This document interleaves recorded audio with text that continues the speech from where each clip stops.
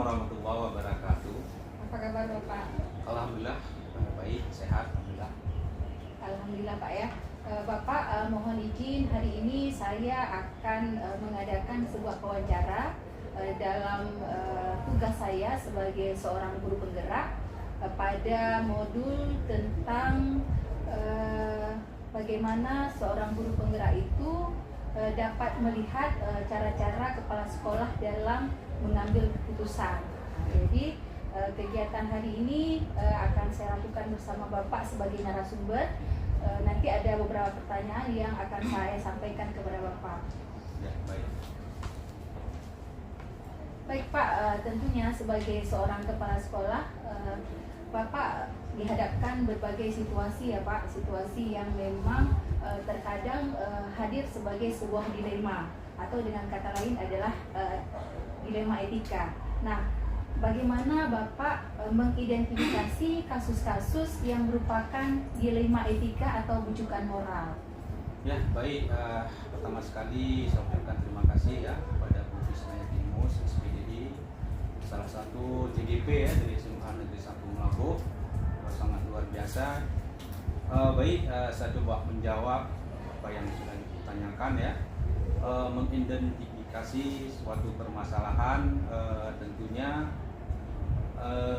kita step by step Bu ya. Kita lihat dulu dari apa penyebabnya ya. Kemudian kita kategorikan apa dia adalah sebuah permasalahan ataupun mungkin permasalahan kan ada tingkatan-tingkatannya, ada yang biasa, mungkin ada yang agak di atasnya lagi ya. Ketika sebuah kasus atau permasalahan setelah kita identifikasi, baru kita menarik sebuah kesimpulan. Misalnya kesimpulannya ada yang kategori dilema etika tadi, dan juga mungkin ada yang bujukan moral ya.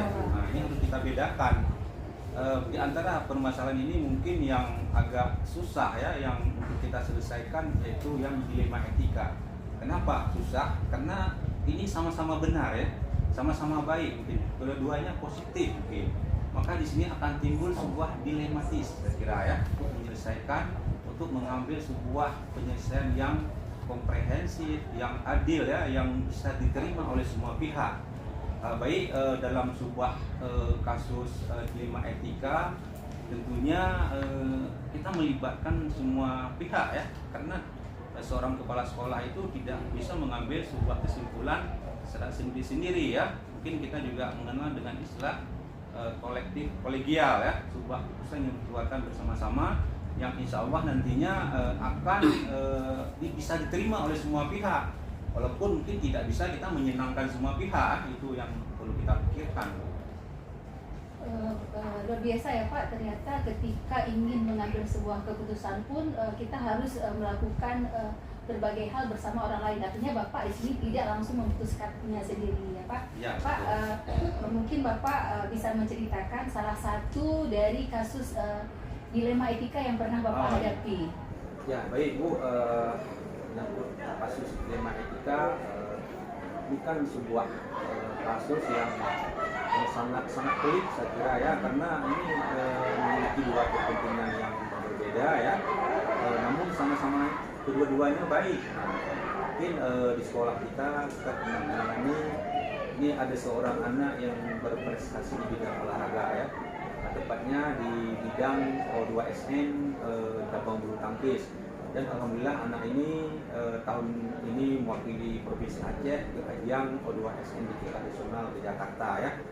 Nah, jadi ketika dia dalam proses PBM ini mungkin dia tidak bisa maksimal karena di samping dia belajar di sekolah juga dia ada latihan di luar ya.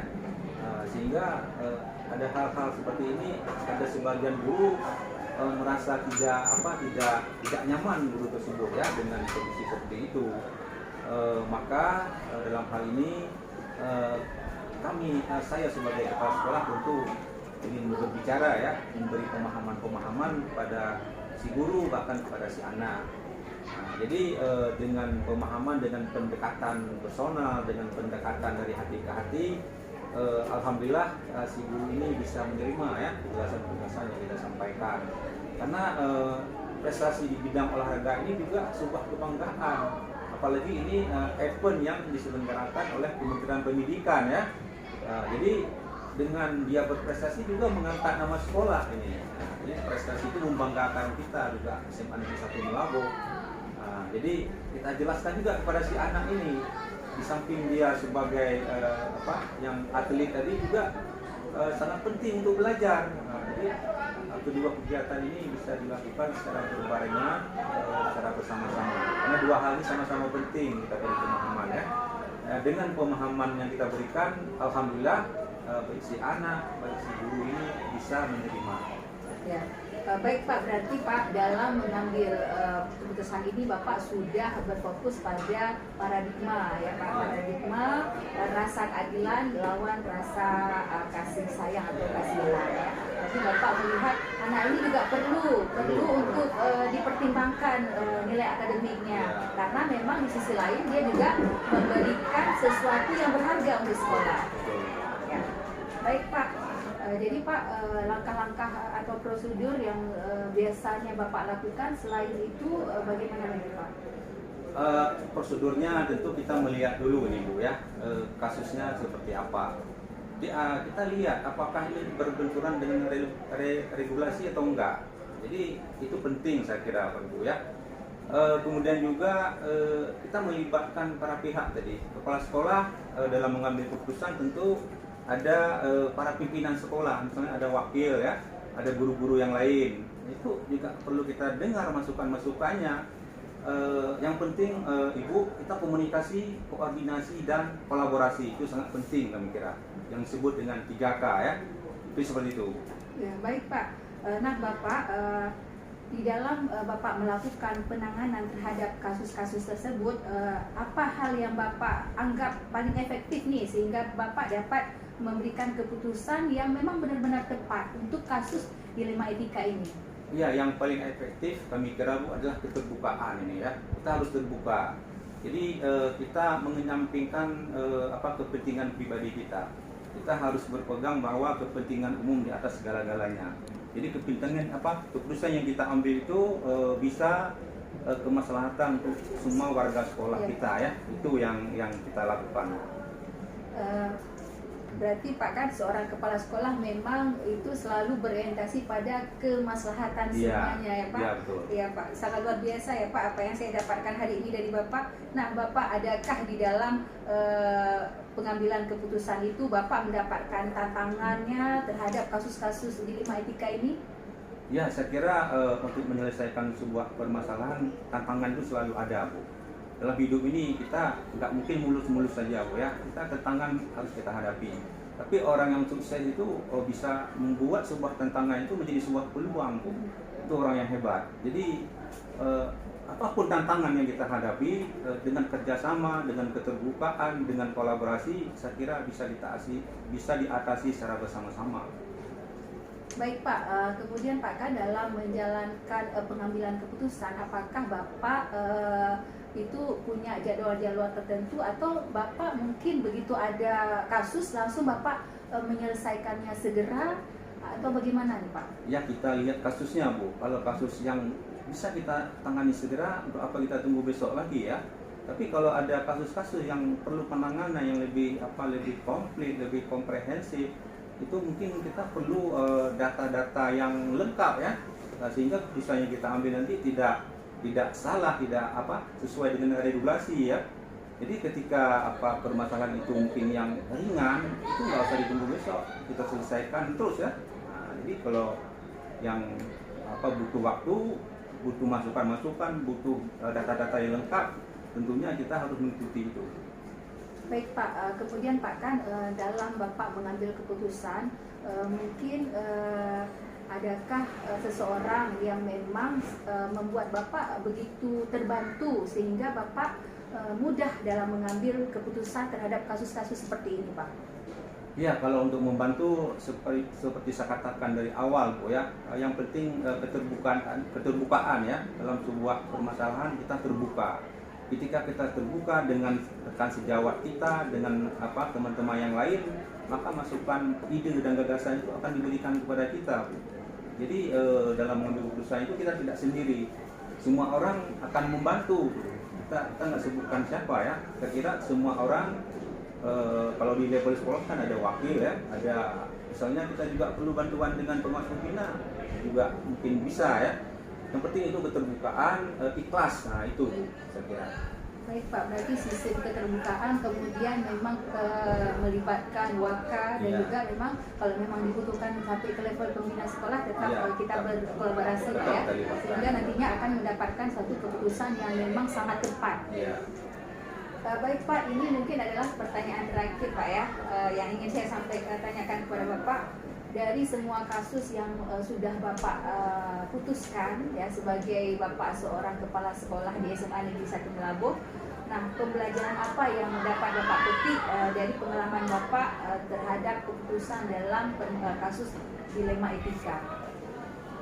Saya kira Bu, ketika seseorang kepala sekolah mungkin guru ya, ketika dia menangani ya berbagai macam persoalan-persoalan atau kasus-kasus, ini akan membuat kita lebih dewasa Bu. Nah, jadi dengan banyak kita berhadapan dengan permasalahan, tentu akan membuat kita lebih dewasa, lebih berpengalaman ya.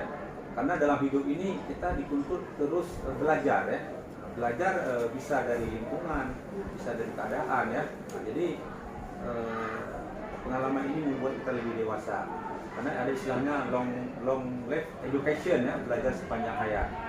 Nah, jadi ada yang mengatakan kan semakin lama kita menekuni sebuah bidang akan membuat kita lebih menguasai bidang itu gitu ya. Jadi saya kira pengalaman ini akan membuat kita lebih dewasa ya, lebih bijaksana ya. Mungkin seperti itu. Baik Bapak, terima kasih Pak atas perbincangan hari ini. Luar biasa, saya mendapatkan pengalaman yang baru bagaimana seorang kepala sekolah dapat mengambil keputusan yang memang berpihak pada murid, kemudian tentunya dengan memperhatikan nilai-nilai kebajikan, dan yang pada akhirnya seorang kepala sekolah itu harus bertanggung jawab dan menjalankan semua konsekuensi dari semua keputusan yang telah Bapak ambil. Ya. Terima kasih Pak atas waktunya. Ya, sama-sama. Terima kasih. Assalamualaikum Bapak. Waalaikumsalam. Apa kabar Pak? Alhamdulillah baik dan sehat. Alhamdulillah ya Pak. Pak, sebelumnya saya ingin memperkenalkan diri Pak. Saya bernama Isnayatimus. Saya adalah guru dari SMA Negeri 1 Melabuh yang saat ini saya sebagai calon guru penggerak angkatan 10 Kabupaten Aceh Barat. Alhamdulillah selamat, semoga sukses. Jadi Pak, adapun tujuan kedatangan saya ke sini adalah ini adalah salah satu tugas dari pendidikan guru penggerak yang sedang saya ikuti. Jadi kami ditugaskan untuk melakukan wawancara kepada 3 orang kepala sekolah. Mohon izin Bapak, saya mengganggu waktu Bapak. Ya, Pak. Jadi Pak kan sebelumnya saya mau tanya nih Pak, Bapak sudah berapa tahun di SMA Negeri 2 Melabuh? Ya, 7 bulan. Ya, Alhamdulillah ya Pak. Alhamdulillah. Baik Pak, tentunya selama Bapak menjadi seorang kepala sekolah, Pak menghadapi berbagai kasus ya Pak, baik itu dilema etika maupun rujukan moral. Nah, saya ingin bertanya kepada Bapak, selama ini bagaimana Bapak mengidentifikasi kasus-kasus yang merupakan dilema etika atau rujukan? Terima kasih. Terima kasih atas kehadirannya di sini. Semoga ada inspirasi dan silaturahmi dengan baik ya dari anak SMA 1 dengan setelah saya juga menjadi kepala sekolah selama 2 tahun 7 bulan di sini, tentunya banyak kasus itu kecil dan juga ada yang tergolong dalam dilema etika dan rujukan moral. Ya, Pak, maksudnya Bapak waktu mengidentifikasi bahwa ini dilema etika atau ini rujukan moral itu seperti apa? Ya, kalau kita lihat dilema etika itu kan itu sama-sama benar kalau kita lihat melalui paradigma yang berbeda. Sedangkan rujukan moral itu adalah ada benar dan ada salah. Salahnya di mana? Kalau kita lihat dari kacamata hukum atau melanggar aturan-aturan yang telah ditetapkan oleh negara. Ya, Bapak mungkin Bapak bisa menceritakan salah satu contoh dilema etika yang pernah Bapak tangani. Dilema etika yang pernah saya alami adalah seperti yang guru tadi yang kompeten tadi, karena dia ibu guru ini karena masih ada anak yang di SD sehingga harus mengantar anak di satu sisi dan menjemput anak di suatu sisi. Guru ini juga harus memasuk lokal misal jam 78 atau 45. Di suatu sisi juga anaknya juga harus dijemput di sana. Nah, sehingga saya juga harus adanya belas kasihan bagaimana ibu guru ini di suatu sisi harus jemput anak, apalagi tugas bapak suaminya juga jauh dari luar kota. Di sini bagaimana yang bisa saya ambil kasihannya di sini. Itulah yang membuat dilema etika saya di dalam mengambil keputusan. Ya, Pak. Berarti Bapak sudah melihat ini bagaimana saya harus ibu ini juga bisa tepat waktu, Ya, ibu ini juga harus bisa memberikan waktu untuk anaknya. Jadi, nah Pak, selama ini dalam menjalankan pengambilan keputusan terhadap kasus-kasus yang memang ada satu kepentingan yang sama-sama benar, ya seperti Bapak ceritakan tadi, atau mengandung nilai kebajikan, bagaimana yang Bapak lakukan? Ya, setelah saya tadi mendapatkan ibu guru seperti ini, juga saya melakukan koordinasi musyawarah dengan wakil kurikulum, dengan pengajaran, dan juga dengan PK. Memang apa benarnya setelah dikumpulkan data itu memang benar. Rupanya memang ibu ini memang harus mengantar karena anaknya bukan hanya ada di SD, juga ada di MC atau di SMP juga ada, sehingga kadangkala dalam menjemput anak ini memang membutuhkan waktu yang agak cukup lama, sehingga di suatu sisi harus mempertimbangkan harus menjemput anak kandung. Di sini juga anak didik yang diberikan amanah oleh negara harus kita Ya baik Pak ya, luar biasa Bapak ya, punya kebijaksanaan di dalam sebuah kepemimpinan. Pak, langkah-langkah atau prosedur apa yang Bapak lakukan untuk menangani kasus seperti ini? Langkah yang saya lakukan itu setelah bermusyawarah dengan wakil kesiswaan, pengajaran, itu kami mendapatkan titik temunya adalah itu saya dapatkan titik temu dalam pengaturan prosedur pembelajaran. Misalnya untuk ke depan itu ibu guru ini kita tanya dulu nanti. Saya suruh tanya di mana yang lebih nyaman di saat antar anak ini jam keberapa, sehingga bisa kita lakukan penyesuaian dalam masuk jam proses PBM, sehingga anaknya bisa jemput dan di sini juga enggak keteteran dalam proses pembelajaran. Nah, apa hal-hal yang Bapak anggap paling efektif dalam memberikan keputusan tentang dilema etika, Pak? Ya. Hal-hal yang paling efektif dalam pengambilan keputusan itu adalah agar di dalam pengambilan keputusan ini sebuah persoalan itu selesaikan. Artinya apa? Seperti ibu guru ini juga nyaman di dalam proses PBM dan juga tidak aturan-aturan yang ada di sini juga diikuti, dan juga dalam disiplin masuk lokal juga diselesaikan dengan baik. Baik Pak, selama ini dalam Bapak mengambil keputusan, adakah Bapak menghadapi tantangan-tantangan Pak? Ya, tentunya ada. Karena kenapa? Kadangkala di warga sekolah juga ingin memperlakukan sama. Kadang-kadang guru yang tidak mengantar anak, mungkin anaknya sudah besar dan sebagainya juga, kalau seperti itu saya juga ingin juga seperti itu. Ada istimewa dalam pengaturan masuk PBM. Padahal kan kita melihat, karena guru ini kan tidak selamanya anaknya selamanya di SD atau di SMP, kan tidak selamanya. Kalau sudah besar anaknya mungkin nanti sudah masuk asrama, kan nggak seperti itu. Ini kan hanya temporer, kan hanya sebentar seperti itu. Baik Pak, nah dalam kasus-kasus dilema etika, apakah Bapak menentukan jadwal tertentu pada penyelesaiannya, atau pada saat ada masalah langsung Bapak selesaikan pada saat itu juga? Bagaimana Pak? Ya, saya menentukan jadwal-jadwal itu memang kadang-kala tidak terlalu kaku dalam penentuan jadwal. Dan persoalan itu saya selesaikan sesuai dengan kasus. Artinya apa? Ada kasus memang membutuhkan cepat kita selesaikan, itu harus cepat. Ada kasus memang bisa seminggu, kita seminggu. Ini nampaknya nggak mungkin harus selesai hari ini, mungkin karena berkelahi atau bagaimanapun kita hadir di situ.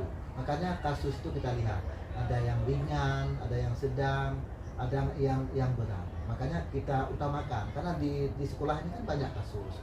Sehingga kasus itu mana yang kita prioritaskan? Karena kepala sekolah tidak harus menyelesaikan kasus yang kecil-kecil, kita selesaikan kan. Kita kan ada tanggung jawab, tugas dan pokok dan fungsi yang kita berikan, seperti misalnya piket, seperti misalnya pengajaran, kurikulum kita akan berikan. Nanti pembinaan setelah dibina di sana juga belum terjadinya perubahan, nanti baru sampai kepada saya untuk kita cari solusinya seperti itu. Ya, berarti Bapak menyelesaikan masalah itu sangat situasional ya, Ya, Pak. Kapan dibutuhkan di situ langsung ditangani ya. Tidak perlu harus menetapkan jadwal-jadwal tertentu.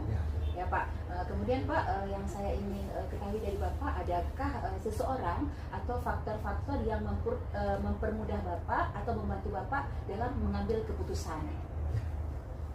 Setiap keputusan itu memang kita harus adanya masukan-masukan. Karena kita selaku manusia biasa, apalagi walaupun kepala sekolah ini kan banyak kekurangan. Di samping mungkin hanya sedikit kelebihan, kita membutuhkan juga kawan-kawan, teman-teman, misalnya seperti wakil, guru senior, pengawas, pembina. Kita mengambil masukan-masukan dari mereka, tetapi yang memutuskan keputusan itu tetap kita seorang pimpinan sekolah, itu kepala sekolah.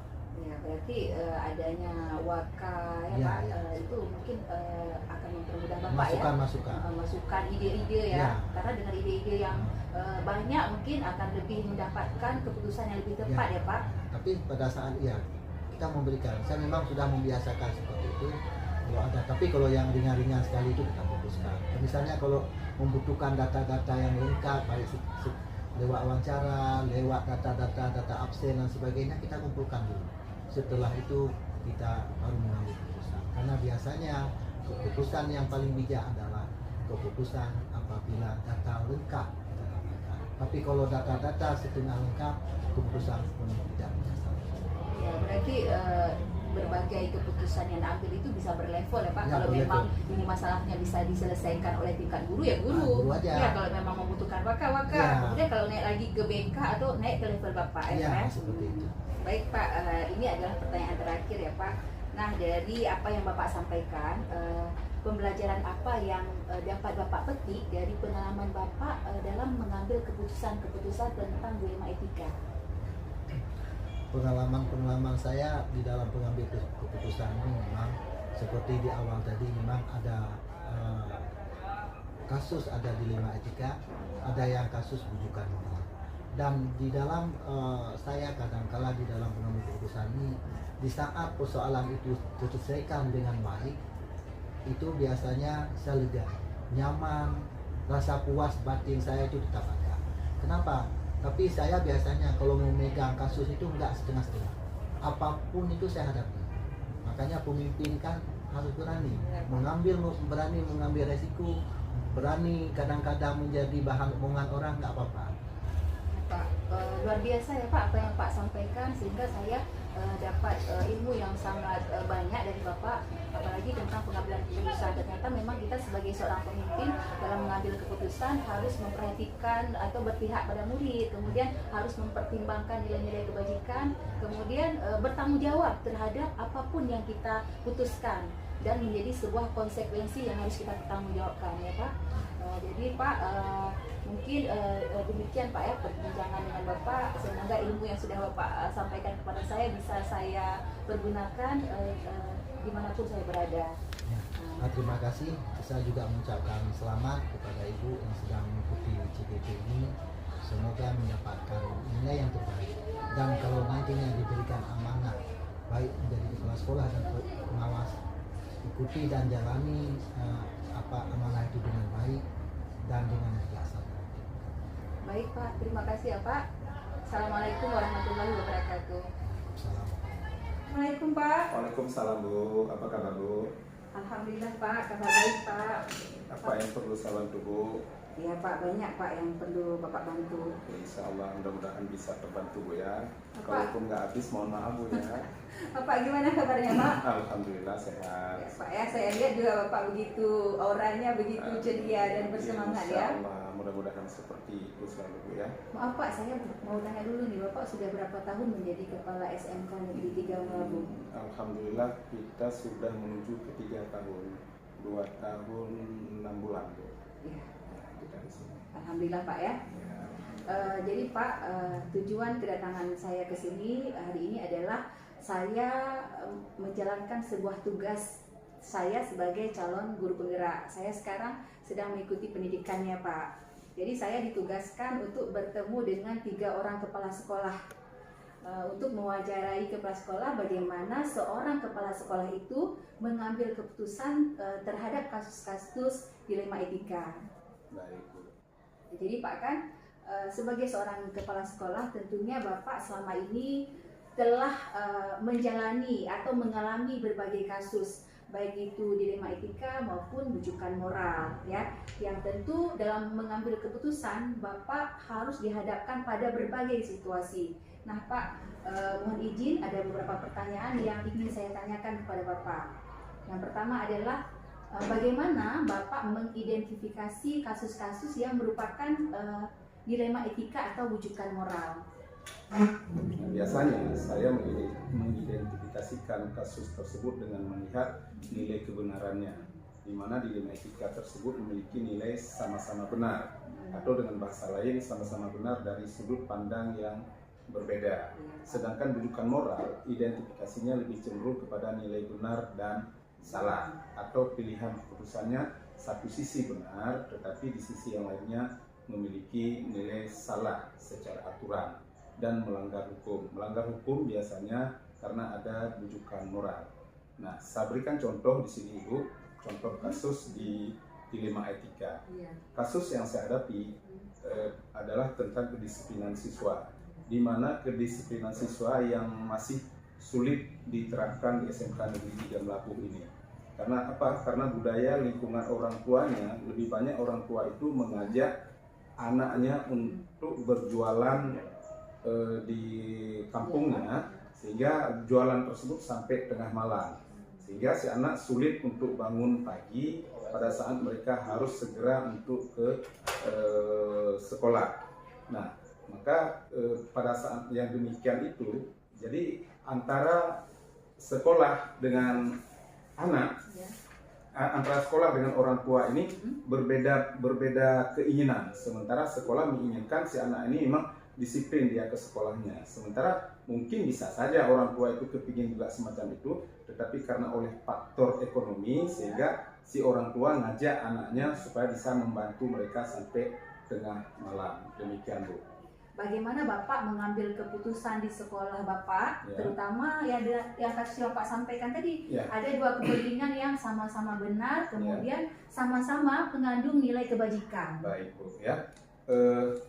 Kita dalam setiap pengambilan keputusan di SMK Negeri 3 Melabuh itu tidak bisa, dan saya selaku pribadi tidak mengambil keputusan menurut saya pribadi, yang pastinya kita akan bawakan ke musyawarah dengan wakil kepala sekolah, kemudian dengan guru BK, ditambah dengan guru-guru yang sudah kita tugaskan menangani masalah tersebut. Dan tidak terlepas juga guru-guru yang lainnya kita libatkan dalam kegiatan ini. Ya, baik Pak, berarti Bapak dalam mengambil keputusan itu selalu mengadakan musyawarah ya Pak, Ya, jadi tidak ya. sendiri ya. Ya. Tentunya Bapak juga dalam mengambil keputusan memperhatikan berbagai hal, baik buruknya untuk Betul, semua betul. kalangan ya Pak, Betul. tentunya bagi anak-anak. Betul. Nah, baik Pak, langkah-langkah atau prosedur seperti apa yang Bapak lakukan selama ini? Oke, baik Bu. Adapun langkah-langkah atau prosedur yang biasa dilakukan di SMK Negeri 3 Melabuh itu, seperti yang kami sebutkan tadi itu adalah selalu melakukan musyawarah dengan para wakil kepala sekolah, bila diperlukan melibatkan dewan guru. Jadi maka selama ini dalam pengambilan keputusan itu kami lakukan pertama melihat kasus ini bersinggungan dengan apa saja dan sejauh mana nilai-nilai itu yang bertentangan. Yang kedua, kita lihat siapa yang terlibat di dalam permasalahan tersebut. Iya. Kemudian yang ketiga, kami melakukan pengumpulan data berupa fakta apa yang sudah terjadi. Nah, menurut Bapak, dari semua langkah-langkah yang sudah Bapak lakukan dan berbagai kasus yang sudah Bapak putuskan, mana yang Bapak anggap efektif nih? Apa yang Bapak anggap sangat efektif dalam membuat keputusan? Baik Bu, hal yang dianggap efektif dalam pengambilan keputusan di SMK Negeri Tikiam Labu yang sering kami lakukan adalah adanya komunikasi dengan wakil kepala sekolah dan dengan guru yang ada di sekolah Bu. Nah Pak, dalam pengambilan keputusan yang Bapak lakukan selama ini, apakah Bapak menghadapi tantangan-tantangannya Pak? Tentu banyak Bu, terutama sekali dari orang tua atau siswa. Tantangan yang kita hadapi tersebut, kadang-kadang keputusan yang kita ambil mereka nggak mau terima untuk itu. Namun demikian, pada saat tantangan itu ada, nanti kita musyawarahkan kembali. Kita panggil anak tersebut, kita panggil orang tuanya, kemudian kita berikan keterangan-keterangan sebab akibat daripada kegiatan yang tindakan yang telah dilakukan oleh si anak tersebut. Dan alhamdulillah selama ini kita lakukan yang demikian, si wali siswa atau si anak tetap mau menerimanya. Demikian Bu. Iya Pak, baik Pak. Memang dalam kehidupan ini apapun yang kita lakukan pasti menghadapi tantangan Pak ya. Iya. Baik Pak, di dalam sebuah kasus, adakah Bapak menetapkan jadwal tertentu untuk penyelesaian kasus, atau ini tempat tertentu nih khusus untuk penyelesaian kasus misalnya? Ada Pak? Atau bagaimana Bapak? Cara Bapak menentukan? Oke, baik Bu. Karena dilema etika ini dan kejadian-kejadian atau tindakan-tindakan tersebut memang tidak dijadwalkan dan tiba-tiba itu pelaksanaan kegiatannya, maka kami di sini tidak menunggu waktu Bu. Makanya kami tidak menyusun jadwal kalau ada kasus misalnya harus besok, harus lusa, tidak ada Bu. Jadi begitu kasus itu memang muncul dan kami dapatkan, itu langsung kita tangani. Paling yang ada nanti barangkali kalau ada pemanggilan orang tuanya. Nah, ini mungkin yang terjadwal sedikit. Artinya apakah besok ataukah lusa. Tapi yang pastinya pada saat kasus itu muncul di sekolah, itu langsung kita tangani dengan semua teman-teman guru. Demikian Bu. Ya, berarti sangat situasional ya Pak. Nggak mungkin lah sesuatu yang sangat harus segera lalu ditunda-tunda ya Pak. Iya. Baik Pak, di dalam pengambilan keputusan ini, apakah Bapak pernah dibantu atau adakah orang-orang yang mempermudah Bapak dalam pengambilan keputusan? Alhamdulillah ada Bu. Tidak hanya dengan itu saja, malah kegiatan yang lain pun juga ada, dan kita memang libatkan mereka juga. Untuk apa? Supaya mereka paham, mereka tahu yang apapun tindakan yang ada di sekolah itu memang milik mereka. Maka alhamdulillah, jangankan ada perintah dari kepala sekolah, malah teman-teman guru kalau ada kasus-kasus yang bisa ditangani oleh mereka, itu langsung ditangani oleh mereka sampai dengan selesai tuntas. Nah, paling mereka laporkan saja, Pak, kemarin itu ada kasus ini, dan alhamdulillah sudah kami lakukan dan sudah kita selesaikan Pak, sudah aman itu, seperti itu Bu. Ini lebih sering dilakukan oleh Dika. Demikian Bu. Berarti guru-guru Bapak ini siap siaga ya untuk begitulah. menyelesaikan berbagai kasus. Baik Pak, ini mungkin adalah pertanyaan terakhir ya Pak. Dari semua yang telah Bapak sampaikan ya, pembelajaran apa yang dapat Bapak petik dari pengalaman Bapak sebagai seorang kepala sekolah setelah memutuskan berbagai keputusan terhadap kasus-kasus dilema etika? Ya, baik Bu, seperti yang kita sampaikan dari awal tadi itu, bahwa berdasarkan pengalaman yang kita lakukan, semua apapun kegiatan yang dilakukan di sekolah itu tentunya harus ada semua keterlibatan mereka. Nah, kalau saya pribadi menginginkan teman-teman itu jangan hanya kalau ada siswa kita takut dengan kepala sekolahnya. Kita akan ingat dengan jangan seperti itu. Jadi teman-teman ini juga semua harus ambil bagian. Maka salah satu konsep yang kita ambil di sini, supaya teman-teman harus bisa berkolaborasi dalam rangka mengambil suatu tindakan apapun dia itu. Ya, baik Pak, terima kasih, sangat menarik ya perbincangan dengan Bapak. Ternyata dari hasil wawancara saya bersama Bapak, saya mendapatkan bahwa Bapak sebagai seorang kepala sekolah telah menggunakan 4 paradigma berpikir kepala sekolah dalam mengambil keputusan. Kemudian Bapak juga telah menggunakan prinsip pengambilan keputusan yang sangat bagus, dan tentunya dengan menggunakan paradigma tersebut, kemudian prinsip dan 9 langkah, Bapak akan mendapatkan sebuah keputusan yang memang sangat memberikan kemaslahatan bagi semua. Ya, dan saya yakin bahwa apapun keputusan yang Bapak ambil itu adalah keputusan yang sangat berpihak pada murid. Insya Allah, Bu. Ya. Luar biasa, Bapak ya. Alhamdulillah, Bu ya. Ya. Saya juga berterima kasih dengan Ibu, dengan adanya Ibu datang kemari dalam rangka mewawancarakan saya, sehingga barangkali kompetensi saya akan terus bertambah. Demikian, Bu, mudah-mudahan aja Ibu berhasil menjadi guru penggerak, terutama sekali di Aceh Barat ini, dan akan mendapatkan nilai terbaik nantinya pada saat kelulusan Ibu.